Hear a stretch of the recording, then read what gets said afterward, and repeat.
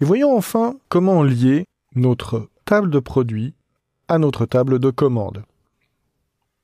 Je vais reprendre la table commande, l'approcher. Alors c'est toujours un défi de voir ces relations, voilà. Il est évident que je vais pouvoir, il faut toujours réfléchir quand on fait un modèle, à comment ça va et dans quel sens. Donc une commande peut référencer plusieurs produits. Je vais commander un certain nombre de produits différents. Le produit, je vais ouvrir d'ailleurs le produit, lui, peut être commandé par plusieurs commandes différentes. Donc, est-ce que c'est une relation de une commande à plusieurs produits? Oui. Est-ce que c'est une relation de un produit qui peut apparaître dans plusieurs commandes? Oui également. Donc, de quoi s'agit-il? Une relation de plusieurs à plusieurs. Comment est-ce que je vais pouvoir exprimer ça? Eh bien, nous avons, on cherche un peu, ici, une nouvelle relation de plusieurs à plusieurs qui est marquée comme étant identifiante. Je n'ai pas de non identifiante. Bon, essayons. Donc, je sélectionne et on me dit la table qui va recevoir la clé étrangère. Quelle est la table qui va recevoir la clé étrangère? Probablement l'une ou l'autre. Bon, on va mettre celle-ci. Et puis, la table qui va être référencée, c'est celle-ci. Ah! Qu'est-ce qui s'est passé? L'outil de modélisation a créé une nouvelle table. Jetons un œil. J'ai mon produit, j'ai ma commande, et entre les deux, l'outil de modélisation, je vais me déplacer un petit peu, a créé une table intermédiaire qui référence le produit et la commande en même temps. Et si je regarde cette table, je vois, on va changer vite fait les noms des colonnes. Je vois que nous avons ici donc des clés étrangères, bien sûr, ce sont des foreign keys, on en a deux. Le produit as commande référence le produit as commande référence la commande. Effectivement, pour faire une relation de plusieurs à plusieurs, il faut que j'ai une table intermédiaire sur laquelle je vais pouvoir faire deux relations de 1 à plusieurs.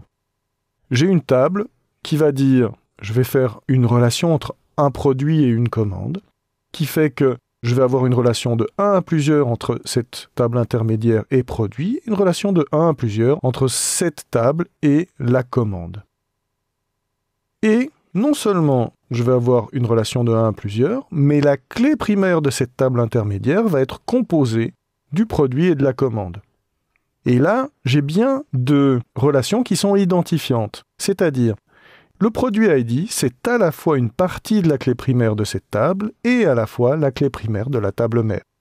Donc la relation entre un produit et plusieurs produits as commande, eh bien c'est une relation identifiante, puisque cette clé étrangère-ci est à la fois partie de la clé primaire. Pour faire une relation de plusieurs à plusieurs, je suis obligé donc de créer une table intermédiaire. Et ensuite, je vais dire dans cette table intermédiaire, on va créer une clé primaire composite, c'est-à-dire sur deux colonnes, pour m'assurer que je ne puisse pas avoir dans la même commande plusieurs fois le même produit ID qui sont référencés. J'ai une unicité sur les deux colonnes à la fois. Pour la même commande, je ne peux avoir qu'une seule mention du produit ID. Ensuite, bien entendu, je pourrais rajouter des informations supplémentaires dans ma table produit as commande, par exemple, quelle est la quantité qu'on va commander. Quantité qui va être par exemple un small int. On peut commander jusqu'à 65 000 fois le même produit. Je vais dire la quantité est non nulle. Éventuellement, je vais mettre une valeur par défaut qui est à 1. Voilà. Et je vais pouvoir maintenant tout simplement indiquer ma commande est composée, je vais chercher dans cette table, de tel et tel produit, en telle et telle quantité. Intéressant. Il me reste évidemment à savoir combien coûte le produit pour pouvoir faire la facture. Eh bien, combien il coûte, je peux le mettre dans la table produit.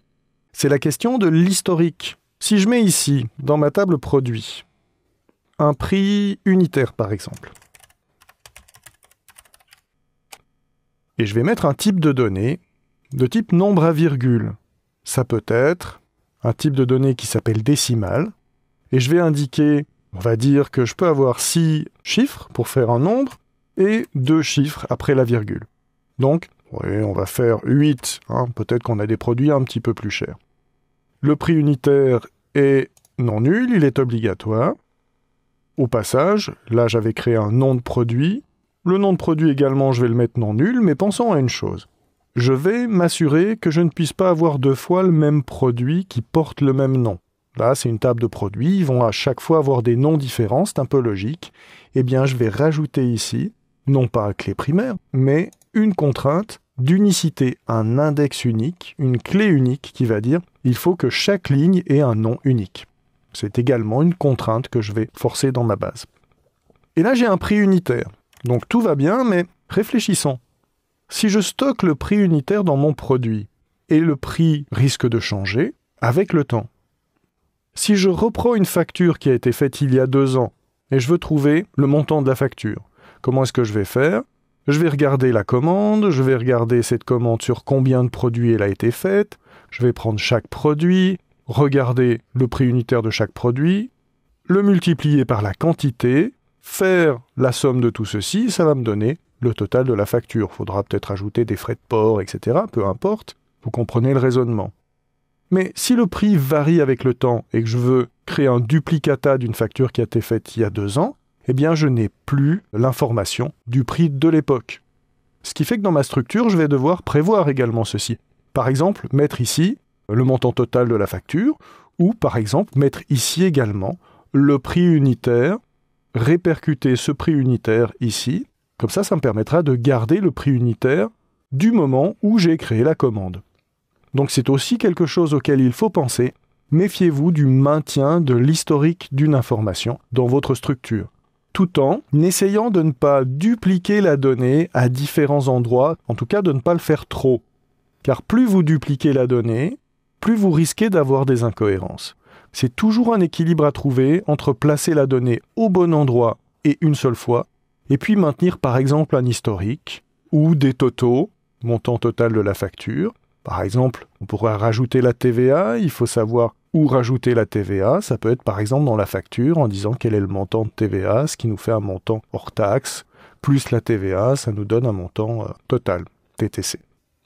Bref, toute cette opération de modélisation implique que vous réfléchissiez, que vous regardiez le modèle, que vous le re-regardiez et que vous soyez très attentif à toutes les questions qui peuvent se poser et à la façon dont vous allez pouvoir stocker l'information dans le but de toujours pouvoir la retrouver ensuite, retrouver une information fiable, bien stockée dans votre modèle.